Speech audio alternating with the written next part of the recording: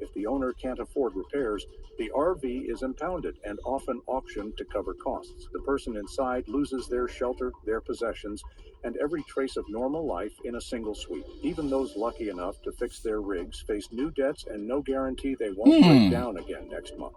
For many, it's the start of a slow descent, living in a non-functioning vehicle without power, refrigeration, or heat, stranded between violation and you hear this, guys? a broken engine isn't just turn this camera straight. Kind of turn it straight. There you go. On wheels. Could you afford to keep your house running if it depended on a carburetor instead of a mortgage?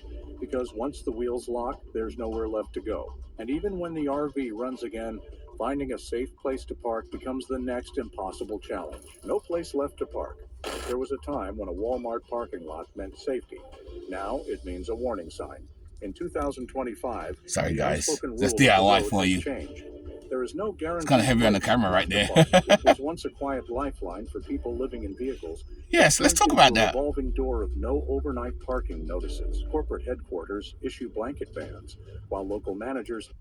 Sorry, let's put it back on. This is that. Pressure to clear lots before dawn. The very spaces that once offered security through the night now threaten tickets, tows, or trespassing. All these RVs, lots of RVs, eh? Across the country, ordinances have crept from downtown cores into suburbs and small towns, closing every gap of tolerance that once existed. Now let's talk about that. Let me put this camera over to another side so it won't move. Let's move the camera. Put it right here. There you go. Sit down. We'll talk. Turn this light here. Turn this light on here. There you go. Yes. I sit back here. I'm on my bed here. So let's talk about that. You know, a lot of people are choosing to live in RVs, and I did a small skip and to find out, is it cheaper to live in RVs than to live in apartments? And why so many people using RVs now? Now they become homeless, can't pay their bills. It's always getting hard out there. It's getting hard. And like I said before, I did a video before that we're not all struggling, which we're not. You know, I chose this lifestyle because, you know, it's simpler, I have more freedom. And I watched other videos like this before, and they're trying to say that most people say the van life and people live in RVs, it's fake. You know, most people are doing it because they can't pay the rent or don't want to pay the rent. Don't want to pay the rent part, I agree with. But can't pay the rent, not true at all. Not true at all. You know, these people that you saw on the video here, they didn't choose it. And they lie to themselves too by saying it's temporarily, and then end up being longer because they don't have the money to live, to pay the rent. Now those people, there's truth to it. A lot of people cannot pay the rent, but is living in an RV any cheaper? And this is my explanation to this. Let me take this phone off. Let me take this off. My explanation. See the video here? People living there, they look so simple, look so happy. But is it really true? Is it really like that though? You know, and that's one of the reasons why I like having a van here, because with a camper van, you can park it anywhere on the streets. An RV is oversized and it's hard to park it. And just like a big truck, you can't park it at the street at night. I can get away with parking this on the streets, even with all the satellites and the solar panels, and you see how my van is in my other videos, and it has a writing clearly says living alternatively. So obviously it's some type of camper van of some kind. But I park on the streets, don't have any problems. But if this was an RV, oh, forget it. I'll be getting knocks. You gotta move. I gotta use that as knock. He says, you gotta move. You can't park here, or you get ticket. So there is some truth. But the thing is, though, is it cheaper to live in an RV? Because a lot of people, I watch TikTok videos and other videos that people are starting to get in small RVs and live in RVs. Yeah, some people are doing the same thing the way I'm doing it too. You know, rather than pay the $1,800 a month, they move to an RV. But is it cheaper, though? That's the thing. That's the thing you got to ask yourself. Is it cheaper? And I think it depends on the individual. The way I live, it's a lot cheaper. Because like I said, I use myself. Of course, this is not an RV, it's a van. I still pay a kind of rent for a base, and I have a workshop and a garage. But all that compared to what I used to pay, $1,350 plus gas and electric bill, $1,500, is a lot cheaper. So in my case, I save a whopping $1,000. So yes, it's a lot cheaper for me. You know, and I buy food and stuff like that too. And I stock up and I cook, you know the full works. But a lot of people who live in RVs, I think it may not, again, depending on the individual, it may be the same as renting a room because you can get cheap rooms to rent. Even up north where I am, I've seen, because like I said, my room in my attic, in my base, I'm paying $600 a month. I started paying $500 and he went up little. But my landlord's a great landlord. I've been there like, how long have I been there? I've been there like 5.5 years now, and I'm only $600 a month. So it ain't gone up again. It's due to go up again by another $25 to $625. But even then, I don't care. It's worth it because I got a little kitchen, I got a little bathroom. I got it good. That's where Scrappy is now, so it's good. And then I live at my van part-time. I sleep at my van 2-3 days a week, sometimes even 4 days a week. I love it. I do. So I have best of both worlds. But people who choose to live at their RVs full-time sort of thing, got rid of their place, I don't know. I have mixed feelings about that especially because the RV is oversized. If you live in certain states like California where you can park, a lot of these people, when you watch some of the videos like I just showed you, where you see the roads of RVs, those are not people living alternatively. Don't mix that up with people who chose it. Those people clearly didn't choose it. Those people are definitely homeless. Because those RVs you can see that RVs are broken down, they got tarps over them, they got broken windows and everything, and half of them can't even move. Half of them can't move. So I will agree with the guy in the video, that yes, a lot of them can't pay the rent. And I said it before, if you're reckless with money, or you can't pay rent, or you're bad with money, or you don't have much work sort of thing, then even if you live in your room, or live in a base, or live in an RV, or even in a van, you're still poor, you're still struggling. That don't stop.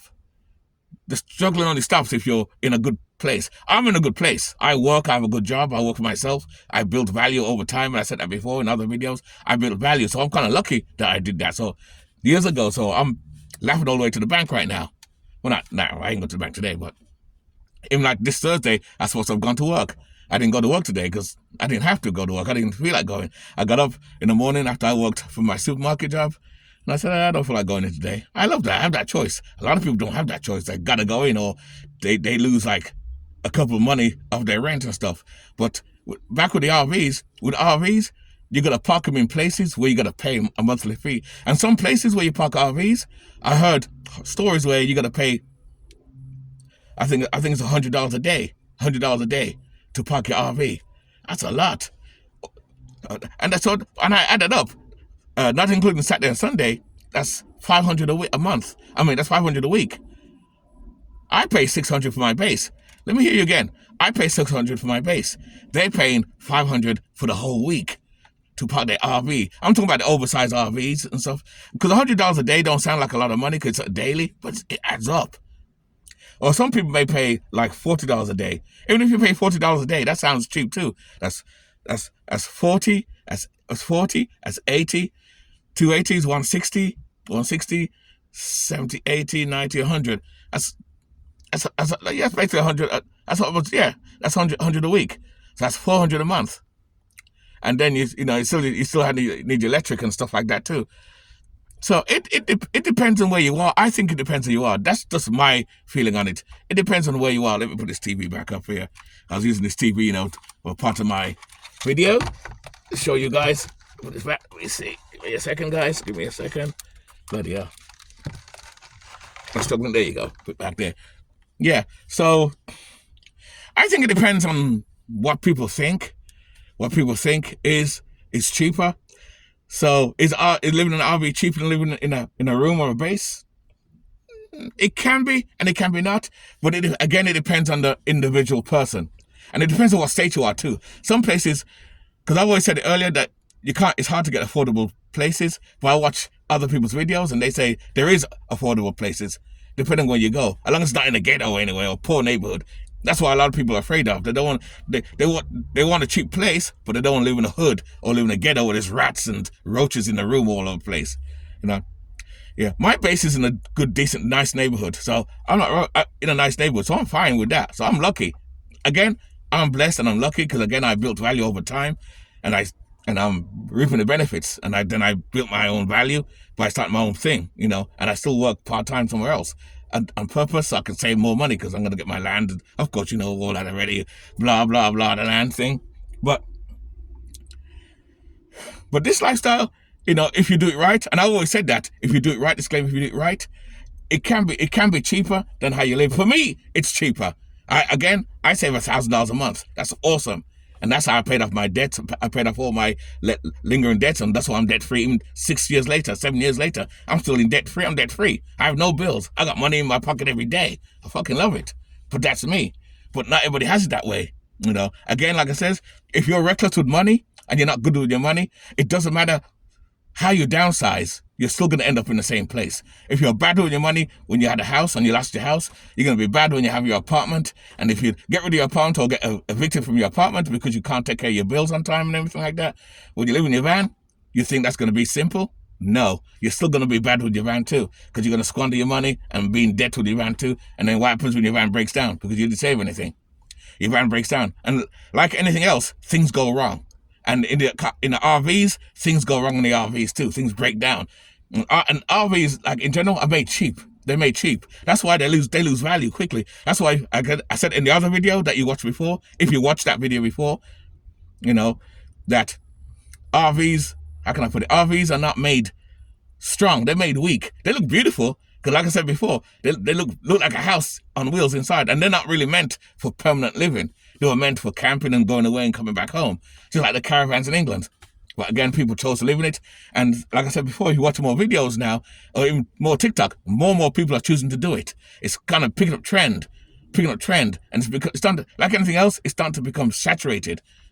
So, because of the saturation, the government and the system is not starting to notice this too. So a lot of videos like this, like I showed the videos before, are coming up with more negativity, that more people are homeless, so they're using their RVs to live, which there's truth to it, yes, there's truth. But not everybody's doing that. The people who didn't, again, and I said again, like I said on the other video, people who did not choose it are the ones who are homeless. I don't put myself with those sort of people, because they want to say they're doing it temporarily to get a house or get a room. And the longer it takes to get a room. And furthermore, if you get evicted and then turn to live in your car or your RV, the chances of you getting a place or a room is going to be even harder, because everything now is on record. Just like the ID, the electronic IDs and stuff, it's going to be even worse. When AI comes in and everything's electronic and there's no cash money anymore, it's going to be harder. I'll be retired then, so I'm not too worried, because cash is going to be around for a while still. Despite AI and online money and all that sort of thing, cash will be around, I figure. They say 2030, things are going to change. And I believe that's going to happen too. Things are going to change, but there'll still be cash around. They're not going to get rid of cash that easy, So don't follow the fear nonsense that cash is going to disappear and everything's going online. It's happening, but it's gradually happening, but it's happening faster than you think. So if you got bad credit and you got evicted, it's going to be harder for you to get a place. So you're going to end up living in your van or your RV or your car, for longer. And remember, especially if you have a job tied to where you are, which I do as well, but you have a job tied up, then you got to deal with the cold weather, the freezing weather, the heat, the summer. Depending on where you are again, the heat and summer. Again, I have best of both worlds. I have a base, so I can park my vehicle in the driveway and stay in my base if it gets too hot. And that's what I do sometimes. I sleep more with my van more when it's more cooler or when it's colder. I love it. I'm in the parking lot right now. As you can see, I don't know if you can see, I'm in the parking lot right now. You see right there? I don't know if you can see it. Let me show you. So I'm in the parking lot right now. Oh, you can't see it. I'm in the parking lot right now. So there you are. I'm in the parking lot right now. So just relaxing and enjoying my day, So that's it. So I don't know. So what do you guys think? Is it cheaper to live in an RV than getting a room? My answer is it depends. It depends, like I said before earlier. It depends. That's all I got to say about it. It depends. Because like I said, up north where I am, you can get rooms for like $400, $500. The only downside to that is you got to have a lot of roommates. Because a lot of landlords, what a lot of landlords are doing too, is they know that more and more people cannot pay the rent for, say, an apartment, say a 3-bedroom apartment. Say a 3-bedroom apartment, he wants like $3,000 for it. And most people can't pay that. So what he does, he splits the rooms up and says, you know what? I want $600, I want $700 or $800 for a room. So you'll have different people in the 3 rooms, but they all share the kitchen and the bathroom. I don't want to do that. So for that part, the RV is good. Having an RV is good because you get to be by yourself or with your own friends and family. You don't need to share nothing with other people. So that part, it is good. But as far as saving money, it may not be good, depending on where you are. But, you know, I always say having a van, even a full-size van, this is not a full-size van, this is just a regular-size van. But if you have an extended van now, that's even better, because extended van is another 2.5 feet. 2.5 feet, and that would be big and even higher too. It's a higher van too, you know, so yes. But an RV, like an RV though, like I said before, you cannot park the RV on the streets. It's hard to park it. In a lot of places now starting to charge more now to park in RVs, because as things get more people start to do this now, the RV parks are starting to charge more as well, you know, because you have a lot of homeless people with RVs, broken down RVs want to park somewhere as well. So it depends. And like when I park my van, I don't park my van amongst other RVs and vans. I try to separate myself from everybody else. Like I'm in the parking lot now, I'm the only van here. I'm probably, is there any more vans anywhere? I don't see any other vans. I'll know if there are any other vans out here, because some people trying to live a stealth lifestyle. There's no windows. You can see the solar panels flat on top. So I'll know it. I know it. But my van clearly looks like a camper van of some kind. So I ain't hiding from nobody still. I love what I do. But more and more people are starting to use this lifestyle because they think it's cheaper. And again, it can be cheaper and it's not cheaper depending on where you are. So that's my association. So that's my thing is, it depends on your opinion what you think, if it's cheaper or not. You know, that's my attitude to that. But sometimes it can be cheaper, sometimes it's not. It depends. You got to weigh and figure it out for yourself. Anyway, with that, guys, if you got anything from that video, keep it nice, keep it sweet, keep it real. And as always, live life on your terms. And I'll see you in the next video. Laters.